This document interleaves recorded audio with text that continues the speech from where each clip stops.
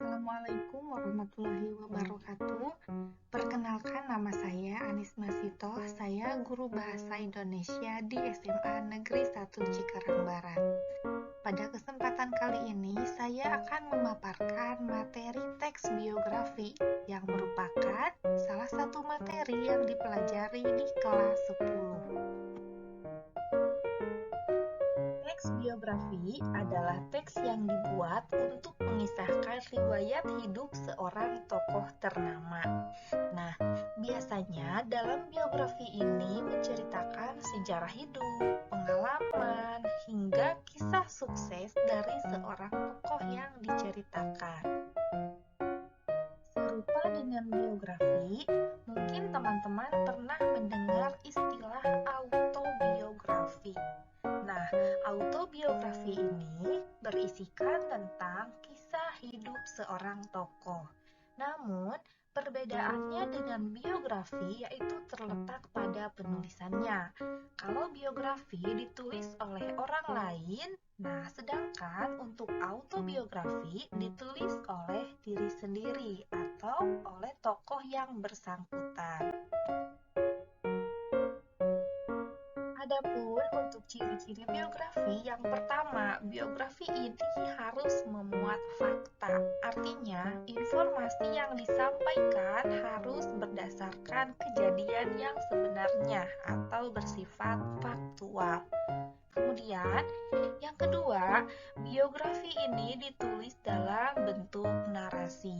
Yang ketiga, biografi ini bersifat inspiratif karena tadi di dalamnya itu berkisah tentang pengalaman hidup seseorang yang tentu di dalamnya banyak sekali pengalaman hidup yang bisa kita jadikan pelajaran. Kemudian yang keempat, memiliki struktur teks yang jelas.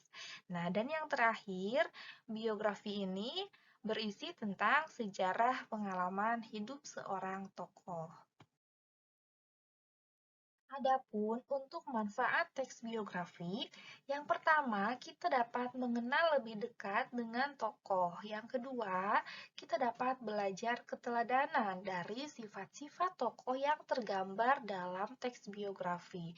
Yang ketiga, dapat membangun motivasi.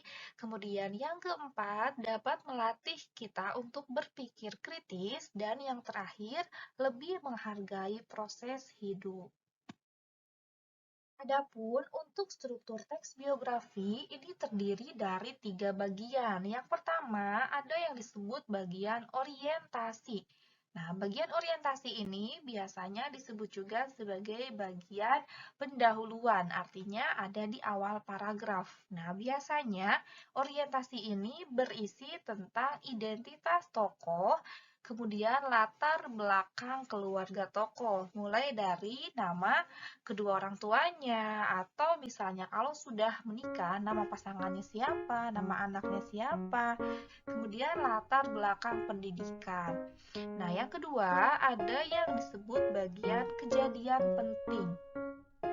Di bagian yang kedua ini, mengisahkan tentang perjalanan hidup seorang tokoh yang diceritakan dalam teks biografi dari masa kecil, kemudian masa kanak-kanak, masa remaja, hingga akhirnya ia mencapai kesuksesan di puncak karirnya. Ada peristiwa apa saja yang ia alami, nah itu masuk ke dalam bagian kejadian penting.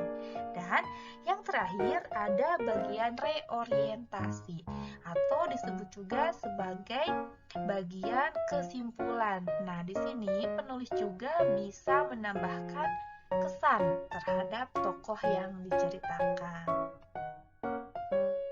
Adapun untuk aspek kebahasaan yang digunakan dalam teks biografi, yang pertama, kata ganti yang digunakan yaitu kata ganti orang ketiga, mengingat tadi bahwa teks biografi ini dibuat oleh orang lain. Yang kedua, menggunakan kata kerja. Nah, baik kata kerja mental maupun kata kerja tindakan. Yang ketiga, banyak menggunakan kata sifat. Nah, kata sifat ini digunakan untuk penggambaran sifat-sifat atau karakter dari seorang tokoh yang diceritakan dalam teks biografi.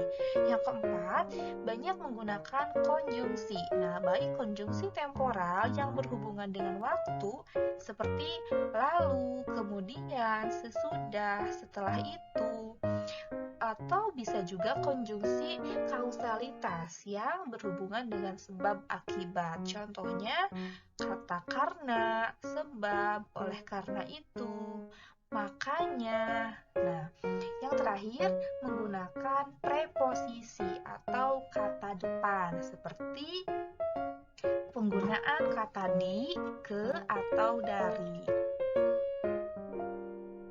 Demikian pemaparan materi pembelajaran mengenai materi teks biografi. Semoga bermanfaat. Terima kasih. Wassalamualaikum warahmatullahi wabarakatuh.